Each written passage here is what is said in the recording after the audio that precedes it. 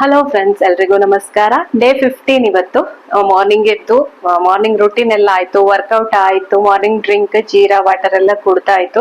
ಅದಾಗಿ fresh up ಆಗಿ ಸ್ನಾನ ಎಲ್ಲ ಮಾಡ್ಕೊಂಡು ಬಂದೆ. ತಲೆಗೆ ಕೂಡ ಸ್ನಾನ ಮಾಡಿದೆ. ಈ ವರ್ಕೌಟ್ ಮಾಡ್ಬೇಕಾದ್ರೆ ತಲೆ ಎಲ್ಲ ಬೆವರುತ್ತಲ್ಲ, ಹಾಗಾಗಿ ತುಂಬಾನೇ ತಲೆ ತುರಿಸಿದಾಗೆ ಆಗ್ತದೆ ತಲೆ ಬೆವರಿದ ಕಾರಣ. ಹಾಗಾಗಿ ಸಾಧಾರಣ 2 ಡೇಸ್ಗೊಮ್ಮೆ ತಲೆಗೆ ಸ್ನಾನ ಮಾಡ್ಬೇಕಾಗ್ತದೆ ನಂಗೆ. ಹಾಗೆ ಅದಾದ ನಂತರ ಇನ್ನೀಗ ನೆಕ್ಸ್ಟ್ ಬ್ರೇಕ್ಫಾಸ್ಟ್. ಇವತ್ತೊಂದು ಹೈ ಪ್ರೋಟೀನ್ ಬ್ರೇಕ್ಫಾಸ್ಟ್ ಅನ್ನ ನಾನು ತೋರಿಸ್ತೇನೆ ನಿಮಗೆ. ತುಂಬಾನೇ ನಾನು ಮೊದಲನೇ ನನ್ನ ವಿಡಿಯೋದಲ್ಲೆಲ್ಲ ಹಾಕಿರ್ಬೋದು, ಆದ್ರೆ ಇದು ಮಾಡ್ಲಿಕ್ಕೆ ತುಂಬಾನೇ ಈಸಿ, ಸ್ವಲ್ಪ ಯಮ್ಮಿ ಆಗಿ ಟೇಸ್ಟಿಯಾಗಿ ಆ ಒಂದು ರೆಸಿಪಿನ ಹೇಗ್ ಮಾಡೋದು ಅಂತ ಹೇಳಿ ನೋಡುವ ಬನ್ನಿ. ಬೆಳಿಗ್ಗೆ ಎದ್ದ ತಕ್ಷಣ ದ್ರಾಕ್ಷಿ ನೆನೆಸಿಟ್ಟಿದ್ದೆ ರಾತ್ರಿ, ಅದನ್ನು ತಗೊಂಡೆ. ಬಾದಾಮಿ 6, ಹಾಗೆ ಇಲ್ಲಿ ನೋಡಿ ಹೆಸರು ಬೇಳೆ. ಇಲ್ಲಿ 1 ಕಪ್ಪಷ್ಟು ಹೆಸರು ಬೇಳೆನ ನೆನೆಸ್ಕೊಂಡಿದ್ದೇನೆ. ಹಾಗೆ ಒಂದು 30 ಗ್ರಾಮ್ ಆಗುವಷ್ಟು ಪನೀರನ್ನು ತುರಿದಿಟ್ಕೊಂಡಿದ್ದೇನೆ. ಒಂದು ಸ್ವಲ್ಪ ಕ್ಯಾರೆಟನ್ನು ತುರಿದಿಟ್ಕೊಂಡಿದ್ದೇನೆ. ಹೆಸರು ಬೇಳೆ ಜೀವಕ್ಕೆ ತಂಪು, ಹಾಗೆ ಇದು ಹೈ ಪ್ರೋಟೀನ್ ಕೂಡ, ಆರೋಗ್ಯಕ್ಕೆ ತುಂಬಾ ಒಳ್ಳೆಯದು. ಹಾಗೆ ಸ್ವಲ್ಪ ರಿಚ್ ಆಗಿರಲಿ, ಪ್ರೋಟೀನ್ ರಿಚ್ ಆಗಿರಲಿ ಅಂತೇಳಿ ಪನೀರನ್ನು ತಗೊಂಡೆ, ಕ್ಯಾರೆಟನ್ನು ತುರ್ಕೊಂಡಿದ್ದೇನೆ. ಈಗ ಈ ಒಂದು ಒಂದು ಅರ್ಧ ಗಂಟೆ ನೆನೆಸ್ಕೊಂಡಿದ್ದೇನೆ ಈ ಹೆಸರು ಬೇಳೆಯನ್ನು. ಇದನ್ನು ಈಗ ಗ್ರೈಂಡ್ ಮಾಡ್ಕೊಳ್ಬೇಕು. ಗ್ರೈಂಡ್ ಮಾಡುವಾಗ ನೀವು ಹಸಿಮೆಣಸು, ಶುಂಠಿ ಬೇಕಾದರೆ ಹಾಕ್ಕೊಳ್ಬೋದು. ನಾನೊಂದು ಸಣ್ಣ ತುಂಡು ಶುಂಠಿಯನ್ನು ಹಾಕ್ಕೊಂಡಿದ್ದೇನೆ ಗ್ರೈಂಡ್ ಮಾಡಲಿಕ್ಕೆ. ಎಷ್ಟು ನುಣ್ಣಗೆ ಆಗ್ತದೆ ಅಷ್ಟು ನುಣ್ಣಗೆ ಗ್ರೈಂಡ್ ಮಾಡಿಕೊಂಡು ಒಂದು ಪಾತ್ರೆಗೆ ಹಾಕಿದರೆ ಆಯಿತು. ವೆಯ್ಟ್ ಲಾಸಲ್ಲಿ ಯಾವಾಗಲೂ ಪ್ರೋಟೀನ್ ಇನ್ಕ್ಲೂಡ್ ಆಗಿರಬೇಕು. ಪ್ರೋಟೀನ್ ಲೆಸ್ ಆಯಿತು ಅಂದರೆ ವೆಯ್ಟ್ ಲಾಸಿದ್ದು ನಾವು ಏನು ಜರ್ನಿ ನಿಧಾನ ಆಗುತ್ತೆ. ಯಾವಾಗ ನಾವು ಪ್ರೋಟೀನ್ ರಿಚ್ ಆಗಿ ತಿಂತೇವೆ ಬೇಗ ಬೇಗ ವೆಯ್ಟ್ ಲಾಸ್ ಆಗುತ್ತೆ. ನಾನೀಗ ಲಾಸ್ಟ್ ವೀಕ್ ಸ್ವಲ್ಪ ಹುಷಾರಿಲ್ಲದೆ ಮತ್ತು ಸ್ವಲ್ಪ ಚೀಟ್ ಮೀಲೆಲ್ಲ ಆಗಿ ವೆಯ್ಟ್ ಏನೂ ಕಡಿಮೆ ಆಗಲಿಲ್ಲ. ಎಷ್ಟು ದಿನದಿಂದ ನಾನೀಗ ವೆಯ್ಟ್ ಲಾಸ್ ಜರ್ನಿಯಲ್ಲಿದ್ದೇನೆ, ಆದರೆ ನನ್ನ ವೆಯ್ಟ್ ಸ್ವಲ್ಪ ಕೂಡ ಕಡಿಮೆ ಆಗಲಿಲ್ಲ, ಬದಲಾಗಿ ಜಾಸ್ತಿ ಆಯಿತು. ಯಾಕೆಂದರೆ ಚೀಟ್ ಮೀಲ್ ಆಯಿತು ಕೆಲವೆಲ್ಲ. ನಾವು ವೆಯ್ಟ್ ಲಾಸ್ ಜರ್ನಿಯಲ್ಲಿ ಆಗಾಗ ಚೀಟ್ ಮೀಲ್ ಮಾಡ್ತಿದ್ರೆ ನಮಗೆ ರಿಸಲ್ಟ್ ಚೆನ್ನಾಗಿ ಬರೋದಿಲ್ಲ. ಸ್ಟಾರ್ಟಿಂಗಲ್ಲಿ ವೆಯ್ಟ್ ಲಾಸಲ್ಲಿ ಒಂದು ಮಿನಿಮಮ್ ನೀವು 1 ಮಂತ್ ಆದರೂ ಕೂಡ ವೆಯ್ಟ್ ಲಾಸ್ ಕಂಟಿನ್ಯೂಸ್ ಆಗಿ ಡಯಟ್ ಪ್ಲ್ಯಾನನ್ನು ಮಾಡ್ತಾ ಹೋಗಬೇಕು. ಒಂದು ಚೀಟ್ ಮೀಲ್ ಆದರೂ ಕೂಡ ನಿಮಗೆ ರಿಸಲ್ಟ್ ಚೆನ್ನಾಗಿ ಬರೋದಿಲ್ಲ. So weekly 1 day cheat meal ಅಂತ ಹೇಳಿ ತಗೊಳ್ಬೇಡಿ. ಸ್ಟಾರ್ಟಿಂಗಲ್ಲಿ 1 ಮಂತಿಗೊಮ್ಮೆ ಚೀಟ್ ಮೀಲ್ ಮಾಡಿದರೆ ಒಳ್ಳೆ ರಿಸಲ್ಟ್ ಬರ್ತದೆ. ಹಾಗೆ ಇಲ್ಲಿ ಮಾರ್ನಿಂಗ್ ಡ್ರಿಂಕಿಗೆ ಅಂತ ಹೇಳಿ ಸ್ವಲ್ಪ ಜೀರಾ, ಅಜ್ವೈನ, ಹಾಗೆ ಸೋಂಪಿನ ಕಾಳು ಇವೆಲ್ಲವನ್ನು ಹಾಕಿ ಕುದಿಸ್ಕೊಳ್ತೇನೆ. ಅಜ್ವೈನ ತುಂಬಾ ಒಳ್ಳೆಯದು, ವೆಯ್ಟ್ ಬೇಗನೆ ರೆಡ್ಯೂಸ್ ಆಗಲಿಕ್ಕೆ ತುಂಬಾ ಹೆಲ್ಪ್ ಮಾಡ್ತದೆ, ಜೀರ್ಣಕ್ಕೆ ಎಲ್ಲ ತುಂಬಾ ಒಳ್ಳೆಯದು. ಇದಾಗಿತ್ತು ನನ್ನ ಮಾರ್ನಿಂಗ್ ಡ್ರಿಂಕ್. ಹಾಗೆ ನೆಕ್ಸ್ಟ್ ಬ್ರೇಕ್ಫಾಸ್ಟನ್ನು ಮಾಡಿಕೊಳ್ಳುವ. ದೋಸೆಯನ್ನು ಇದನ್ನು ಕುಡಿದು ವರ್ಕೌಟನ್ನೆಲ್ಲ ಮಾಡಿ ಆಮೇಲೆ ದೋಸೆ ಪ್ರಿಪರೇಷನ್ನ ಮಾಡ್ತಾಯಿದ್ದೇನೆ. ನೋಡಿ, ನುಣ್ಣಗೆ ಕಡ್ದಿಟ್ಟಂತಹ ಹೆಸರು ಬೇಳೆಯದ್ದು ಹಿಟ್ಟು, ಇದನ್ನು ಈಗ ದೋಸೆ ಥರ ಮಾಡ್ಕೊಳ್ಳೋದು. ಕಾವಲಿ ಕಾದಿದೆ. ಇದಕ್ಕೆ ಮೇಲಿಂದ ನಾವೇನು ತುರಿದಿಟ್ಕೊಂಡಿದ್ದೇವಲ್ಲ ಪನೀರ್ ಮತ್ತು ಕ್ಯಾರೆಟ್, ಅದನ್ನು ಹಾಕ್ಕೊಳ್ಳೋದು. ಸಣ್ಣ ಉರಿಯಲ್ಲಿ ಬೇಯಿಸ್ಕೊಳ್ಳುವ. ನೋಡಿ ಎಷ್ಟು ಚೆಂದಕ್ಕೆ ಈಗ ದೊಡ್ಡ ದೋಸೆ ಮಾಡಿಕೊಂಡೆ. ಬೇಕಾದರೆ ನೀವು ಸಣ್ಣ ಸಣ್ಣ ದೋಸೆ ಕೂಡ ಮಾಡ್ಕೊಳ್ಬೋದು. 1 ರಿಂದ 2 ದೋಸೆಗಳಷ್ಟು ತಿನ್ಬೋದು. ಇದರಲ್ಲಿ ತುಂಬ ಲೋ ಕ್ಯಾಲೋರಿ ಹಾಗೆ ಹೈ ಪ್ರೋಟೀನ್. ಹೆಸರು ಬೇಳೆ ಅಂತ ಹೇಳಿದರೆ ಲೋ ಕ್ಯಾಲೋರಿ ಹಾಗೆ ಹೈ ಪ್ರೋಟೀನ್ ಇರ್ತದೆ. ಹಾಗೆ ಇದರ ಮೇಲೆ ಪನ್ನೀರೆಲ್ಲ ಹಾಕ್ಕೊಳ್ಳೋದು. ಹಾಕಿ ಸ್ವಲ್ಪ ಇದು ಮಾಡಿ ಅದನ್ನು ಪ್ರೆಸ್ ಮಾಡಿ ಆಮೇಲೆ ಅದಕ್ಕೆ ಆರ್ಗ್ಯಾನೋ ಮತ್ತು ಚಿಲ್ಲಿ ಫ್ಲೇಕ್ಸ್ ಇದನ್ನೆಲ್ಲ ಹಾಕಿದರೆ ಪಿಜ್ಜಾದ ಥರ ತಿನ್ನಲಿಕ್ಕೆ ತುಂಬಾ ಟೇಸ್ಟಿಯಾಗಿರ್ತದೆ. ಮಕ್ಕಳಿಗೆ ಕೂಡ ನೀವು ಮಾಡಿಕೊಳ್ಬೋದು. ಟೊಮೆಟೊ ಸಾಸಲ್ಲೆಲ್ಲ ತಿನ್ನಲಿಕ್ಕೆ ತುಂಬ ಟೇಸ್ಟಿಯಾಗಿರ್ತದೆ. ನಾನಿಲ್ಲಿ ಹಸಿರು ಚಟ್ನಿಯನ್ನು ಮಾಡಿಕೊಂಡೆ. ಪುಟಾಣಿ ಕಾಳೆಲ್ಲ ಹಾಕಿದ ಚಟ್ನಿ ಇತ್ತು, ಅದನ್ನೇ ಯೂಸ್ ಮಾಡಿಕೊಂಡೆ. ಇಲ್ಲಿ ಚಿಲ್ಲಿ ಫ್ಲೇಕ್ಸನ್ನು ಸ್ವಲ್ಪ ಹಾಕ್ಕೊಳ್ತಾ ಇರ್ತೇನೆ. ಯಮ್ಮಿ ಆಗಿರ್ತದೆ, ಸ್ಪೈಸಿ, ಸ್ವಲ್ಪ ಖಾರ ಆಗಿ ಟೇಸ್ಟಿ ಆಗಿರ್ತದೆ ಅಂಥೇಳಿ. ನಿಮಗೆ ಇಷ್ಟ ಇಲ್ಲ ಅಂದರೆ ಸ್ಕಿಪ್ ಮಾಡ್ಬೋದು, ಹಾಗೇ ತಿನ್ಬೋದು, ಏನು ತೊಂದರೆ ಇಲ್ಲ. ನೋಡಿ ಎಷ್ಟು ಕಲರ್ಫುಲ್ಲಾಗಿ ಬಂದಿದೆ ಅಲ್ವಾ ದೋಸೆ. ಇದಾಗಿತ್ತು ನನ್ನ ಮಾರ್ನಿಂಗ್ ಬ್ರೇಕ್ಫಾಸ್ಟ್. ಅದಕ್ಕೆ ಆರ್ಗ್ಯಾನೋವನ್ನು ಒಂದು ಅರ್ಧ ಚಮಚದಷ್ಟು ಹಾಕ್ಕೊಳ್ತಾ ಇದ್ದೇನೆ. ಎಷ್ಟು ಬೇಕಷ್ಟ ನೋಡಿ. ತುಂಬ ಹಾಕಿದರೆ ನಿಮಗೆ ಸ್ಪೈಸಿ ಜಾಸ್ತಿ ಆಗ್ತದೆ ಅಂದರೆ ಕಡಿಮೆ ಕ್ವಾಂಟಿಟಿಯಲ್ಲಿ ಯೂಸ್ ಮಾಡ್ಬೋದು.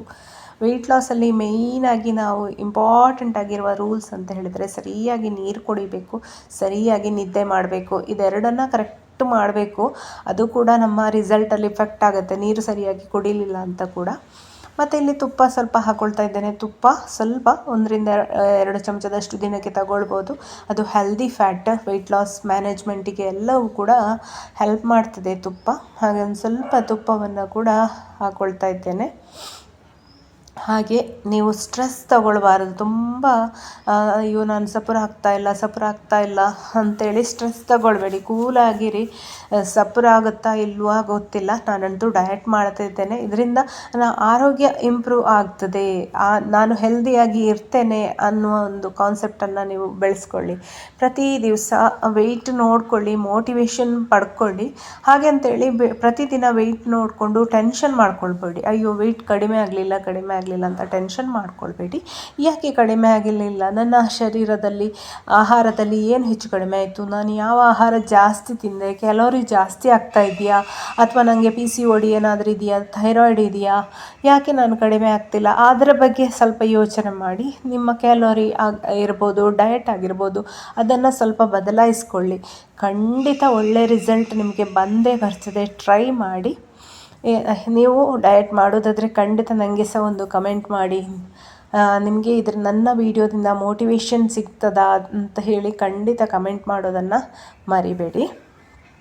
ನೋಡಿ ಎಷ್ಟು ಯಮ್ಮಿ ಆದಂತಹ ದೋಸೆ ರೆಡಿ ಆಯಿತು. ಇದನ್ನು ಪ್ಲೇಟ್ಗೆ ಸರ್ವ್ ಮಾಡ್ಕೊಳ್ತಾ ಇದ್ದೇನೆ ಈಗ. ತುಂಬಾ ರುಚಿಯಾಗಿರುತ್ತದೆ. ಇನ್ನೊಂದು ಸಣ್ಣ ದೋಸೆಯನ್ನು ಮಾಡ್ಕೊಳ್ತಾ ಇದ್ದೇನೆ. ಇದು ಬೆಳಿಗ್ಗೆ ನೀವು ತಿಂದು 2 ದೋಸೆ ಅಂತ ಹೇಳಿದರೆ ಹಸಿವೇನೇ ಆಗೋದಿಲ್ಲ ಮಧ್ಯಾಹ್ನವರೆಗೆ. ಮಧ್ಯಾಹ್ನ 11 ಗಂಟೆ ಅಷ್ಟೊತ್ತಿಗೆ ಆಮೇಲೆ ನಾನು ಒಂದು ಫ್ರೂಟನ್ನು ತಗೊಳ್ತೇನೆ. ನೋಡಿ ಎಷ್ಟು ಯಮ್ಮಿ ಆಗಿದೆ. ಒಳಗಡೆ ಎಲ್ಲ ಇದು ಕ್ಯಾರೆಟ್ ಮತ್ತು ಪನ್ನೀರ್, ಆರ್ಗ್ಯಾನೋ ಎಲ್ಲ ಹಾಕಿದ್ದು ತುಂಬಾ ಯಮ್ಮಿಯಾಗಿ ಬಂದಿದೆ. ಇದನ್ನು ನೀವು ಮಕ್ಕಳಿಗೆ ಲಂಚ್ ಬಾಕ್ಸ್ಗೆ ಕೂಡ ಈ ಥರ ಮಾಡಿ ಹಾಕ್ಕೊಳ್ಬೋದು. ತುಂಬ ಟೇಸ್ಟಿಯಾಗಿ ಬರ್ತದೆ. ಕಟ್ ಮಾಡಿಕೊಂಡು ಹಾಕಿ ಕಳಿಸ್ಬೋದು. ಅದಾದ ನಂತರ ಅದನ್ನು ತಿಂದೆ.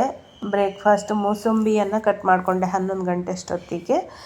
ಮೂಸಂಬಿ ತುಂಬ ಲೋ ಕ್ಯಾಲರಿ, ಹೈ ಫೈಬರ್ ಮತ್ತು ವಿಟಮಿನ್ ಸಿ ಅದರಲ್ಲಿ ಬೇಕಾದಷ್ಟು ಇದೆ. ವಿಟಮಿನ್ ಸಿ ನಮ್ಮ ಆರೋಗ್ಯಕ್ಕೆ ತುಂಬ ಇಂಪಾರ್ಟೆಂಟ್.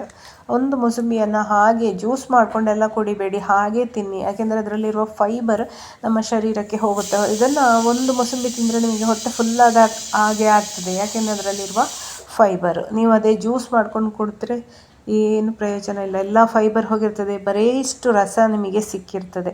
ಆದ ಕಾರಣ ಮೂಸಂಬಿಯನ್ನು ಹಾಗೇ ತಿಂದರೆ ತುಂಬಾ ಒಳ್ಳೆಯದು. ಅದಾದ ನಂತರ ನನ್ನ ನೆಕ್ಸ್ಟ್ ಲಂಚ್ಗೆ ಒಂದು ರಾಗಿ ದೋಸೆಯನ್ನು ಮಾಡ್ಕೊಂಡಿದ್ದೇನೆ. ನಿನ್ನೆ ನಾನು ಅದರ ರೆಸಿಪಿ ನಿನ್ನೆ ವಿಡಿಯೋದಲ್ಲಿ ಇದೆ, ಏನೆಲ್ಲ ಹಾಕಿದ್ದೇನೆ ಏನೆಲ್ಲ ಮಾಡಿದ್ದೇನೆ ಅಂತೇಳಿ. ಆ ದೋಸೆಯನ್ನು 2 ದೋಸೆ ಹಿಟ್ಟಿತ್ತು ಫ್ರಿಜ್ಜಲ್ಲಿ, ಮಧ್ಯಾಹ್ನಕ್ಕೆ ಅದೇ ಆಗ್ಬೋದು ಅಂಥೇಳಿ ರಾಗಿ ದೋಸೆಯನ್ನು ತಗೊಂಡೆ. ಹಾಗೆ ಇದರದ್ದು ಹುರುಳಿಕಾಳಿದ್ದು ಪಲ್ಯ ಮಾಡ್ಕೊಂಡಿದ್ದೇನೆ. ಪಲ್ಯ ಬೇಕಾದಷ್ಟು ತಿಂದೆ. ಹುರುಳಿಕಾಳು ಆರೋಗ್ಯಕ್ಕೆ ತುಂಬಾ ಒಳ್ಳೆಯದು. ಅದನ್ನು ನೀವು ಯಥೇಚ್ಛವಾಗಿ ಬಳಸಿ ನಿಮ್ಮ ಡಯಟಲ್ಲಿ. ತುಂಬಾ ಒಳ್ಳೆಯದದು ಹುರುಳಿಕಾಳು, ಯಾಕಂದರೆ ಅದರಲ್ಲಿ ಪ್ರೋಟೀನ್ ಕೂಡ ಇದೆ, ನಮಗೆ ಬೇಕಾದಂತಹ ವಿಟಮಿನ್ಸ್ ಕೂಡ ಇದೆ, ನ್ಯೂಟ್ರಿಯೆಂಟ್ಸ್ ಕೂಡ ಇದೆ. ಹಾರ್ಟ್ ಹೆಲ್ತಿಗೆ ಕೂಡ ತುಂಬಾ ಒಳ್ಳೆಯದು. ನಮ್ಮ ಇಮ್ಯುನಿಟಿ ಬೂಸ್ಟಾಗಿ ಕೂಡ ಅದು ಕೆಲಸ ಮಾಡ್ತದೆ. ಹಾಗೆ ಒಂದು ಸ್ವಲ್ಪ ಮೊಸರು, ಒಂದು ಸ್ವಲ್ಪ ಸಲಾಡ್, ಕ್ಯಾರೆಟನ್ನು ತಗೊಂಡಿದ್ದೇನೆ. ಇದಾಗಿತ್ತು ನನ್ನ ಲಂಚ್. ನೀವು ರಾಗಿಯಿಂದ ದೋಸೆ ಇಲ್ಲ ಅಂದರೆ ಮಧ್ಯಾಹ್ನಕ್ಕೆ ರೊಟ್ಟಿ ಕೂಡ ಮಾಡಿಕೊಂಡು ತಿನ್ಬೋದು, ಅಥವಾ ನೀವು ಮುದ್ದೆ ತಿನ್ನುವವರಾಗಿದ್ದರೆ ರಾಗಿ ಮುದ್ದೆ ಆದರೂ ಒಂದು ಮುದ್ದೆಯನ್ನು ತಿನ್ಬೋದು. ಇವಿಷ್ಟ ಆಗಿತ್ತು ಲಂಚ್. ಅದಾದ ನಂತರ ನೆಕ್ಸ್ಟ್ ನಾನು ಡಿನ್ನರ್ಗೆ ಇದೇ ಹುರುಳಿಕಾಳದ್ದು ಪಲ್ಯ ಇತ್ತು. ಈವ್ನಿಂಗ್ ಸ್ನ್ಯಾಕ್ಸಿಗೆ ನೋಡಿ ಇಲ್ಲಿ